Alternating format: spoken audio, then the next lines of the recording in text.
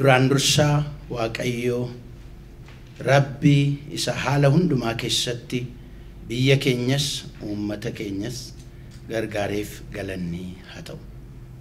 Ittaansee bulchiinsa biyyoolessa mootummaa naannoo Oromiyaa dhimma lola Oromiyaa keessatti ta'aa jiru kana karaa nagaa fi araaraan furuudhaaf waamicha taasisuu isaaf baay'ee galateeffannaa ni dinqisiifanna. Akkasumas waamicha nagaa fi araaraa mootummaan Oromiyaa taasise simachuudhaaf ibsa yookaan deebii taasisaniif ABO baay'ee galateeffanna ni dinqisiifanna. Hundaa ol immoo Oromiyaa keessatti nagaaf araarri akka bu'uuf qaamolee karaa adda addaa dhiibbaa taasisaa jiran galateeffachuu barbaanna. Akka gumii dhaabilee amantaa Oromiyaatti waamicha araaraaf nagaa taasisuuf gahee nurraa eegamu akka barbaadamutti bahuudhaaf akka barfanne beeknee dhiifama gaafachaa gara fuula duraatti galma gahiinsa araaraaf nagaa taasifame kana keessatti kadhannaaf qooda nurraa eegamu kamuu bahuudhaaf qophii ta'uu keenya ibsuu barbaada. Akkasumas qaamoleen nagaaf araaraa Oromiyaa keessatti buusuudhaaf tattaafataa jiran kamuu wajjin hojjechuudhaaf fedha kan qabnuuf gumaacha nurraa eegamu kamuu taasisuudhaaf qophii ta'uu keenya kabajaa ibsina.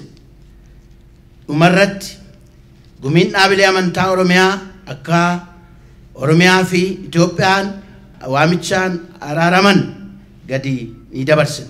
Mootummaa fi ABO'n waamichaaf simannaa araaraaf nagaa garasitti tarkaanfiiwwan qabatamoo kanneen araaraaf nagaa buusuu keessatti qooda qaban akka fudhatan jajjabeessaa kadhannaaf deeggarsa barbaachisu gochuudhaaf qophii ta'uu keenya maqaa uumaan ibsina. Foorumiin yookaan gumiin dhaabilee amantaa Oromiyaa sadarkaa magaalaaf godinaalee irra jiran bakka jiranitti tattaaffiiwwan araaraaf nagaa buusuudhaaf taasifamu akka deeggartan. Uummata keenya sababa hongeetiif walitti bu'iinsa miidhaan hawaasa biraa akka dhaabbatuuf adda durummaadhaan akka qindeessitan gumiin dhaabilee amantaa Oromiyaa waamicha isiniif gochaa deeggarsa barbaachisuuf akka isiniif taasifnu kabajaan isin beeksifna. Amantoonniif hordoftoonni amantaa marii guyyaa kana kaaftanii dhimma walitti bu'iinsaaf hongee uummata keenya irratti miidhaa qaqqabsiisaa jiru akka kadhannu. Waamichiif simannaan araaraaf nagaa Oromiyaa keessatti taasifamu kun akka galma ga'uuf akkasumas uummata keenya rakkinoota adda addaaf saaxilamaniif kadhannaa soomii guyyaa 3 bitootessa 1 hanga 3 2015tti akka ta'uuf waamichaa dabarsina.